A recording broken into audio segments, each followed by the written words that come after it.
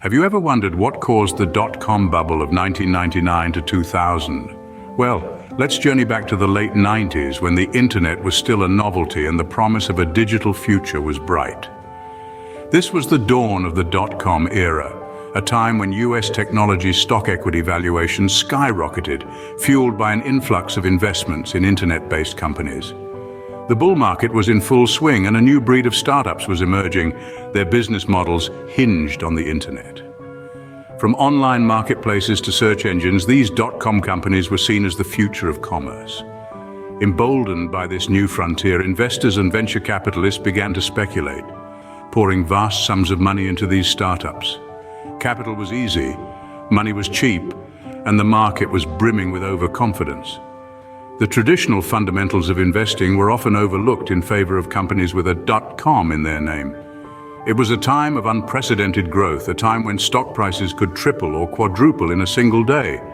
The enthusiasm was infectious and everyone wanted a piece of the dot-com pie. Investors poured money into internet startups hoping for future profitability, and thus the dot-com bubble began to inflate. It was an era of easy capital, market overconfidence and speculation. The peak of the dot-com bubble was an extraordinary period of excess and financial frenzy. In 1997, the Nasdaq experienced a mammoth influx of capital, with record amounts pouring in like never before. The internet was the new frontier, and investors were clamoring to stake their claim. Venture capital investments were heavily skewed towards internet companies, making up nearly 40% of all investments in 1999. The surge of initial public offerings, or IPOs, related to internet companies was nothing short of remarkable. It seemed everyone wanted a piece of the digital pie.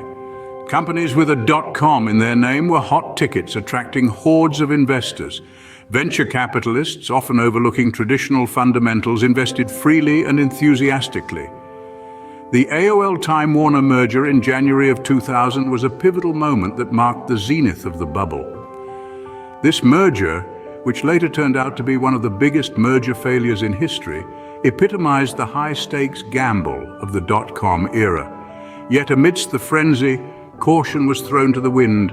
The market was riding high on overconfidence and speculation. The IPOs often saw stock prices triple and even quadruple in a single day. It was a wild ride and everyone seemed to be enjoying the thrill. But as we know, what goes up must come down. And in the case of the dot-com bubble, the higher it soared, the harder it fell. With stock prices tripling and quadrupling in a day, the peak of the dot-com bubble was a spectacle to behold. The stage was set for the burst, and the fallout would be monumental. But as with all bubbles, the dot-com bubble was bound to burst. This wasn't just a pop, it was a veritable explosion. The Nasdaq index, which had climbed like a rocket, fell back to earth just as swiftly, dropping by a staggering 76.81%. High-tech companies, once the darlings of the market, triggered this downfall by placing enormous sell orders, which in turn sparked panic selling among investors. The fuel that once fed the fire of the dot-com boom was now rapidly drying up. Investment capital, once seemingly endless, became scarce. Without this lifeblood, many dot-com companies found themselves gasping for survival. These once promising entities, which had been valued at astronomical sums, found their worth evaporating in the harsh light of reality. This wasn't a slow, gradual decline. Instead, it was a swift and brutal fall. Companies that had been riding high on the wave of investor enthusiasm were now sinking into oblivion. The market was ruthless, sparing neither the mighty nor the small. The dot-com companies, once seen as the future of business, were now reduced to mere footnotes in the annals of economic history. The bubble had burst, and the fallout was catastrophic. Investors who had once seen their portfolios bulging with profits now found themselves nursing steep losses.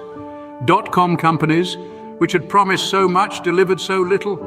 In the wake of this financial maelstrom, many of them simply ceased to exist. By the end of 2001, a majority of publicly traded dot-com companies had folded. Just like that, the dot-com era had come to an abrupt and bitter end.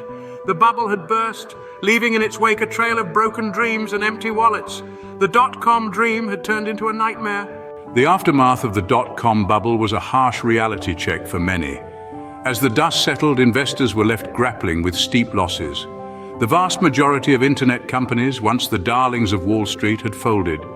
The market was littered with the remnants of promising startups that had burnt through their funding without ever turning a profit. Yet amidst the rubble, a few companies managed to weather the storm. Amazon, eBay, Priceline, these are names we recognize even today. They serve as stark reminders that survival in the volatile tech industry requires more than just a snappy domain name and a slick marketing campaign. They proved the importance of solid business models, innovative products, and sustainable growth strategies. The burst of the dot-com bubble was a painful lesson for all. Investors learnt the dangers of speculation and overconfidence. Startups were reminded of the perils of prioritizing marketing over profitability. This period of reckoning sparked a shift in the tech investment landscape. It marked the end of reckless spending and paved the way for more prudent, value-driven investments. The dot-com bubble's burst served as a cautionary tale for future tech investors and startups alike.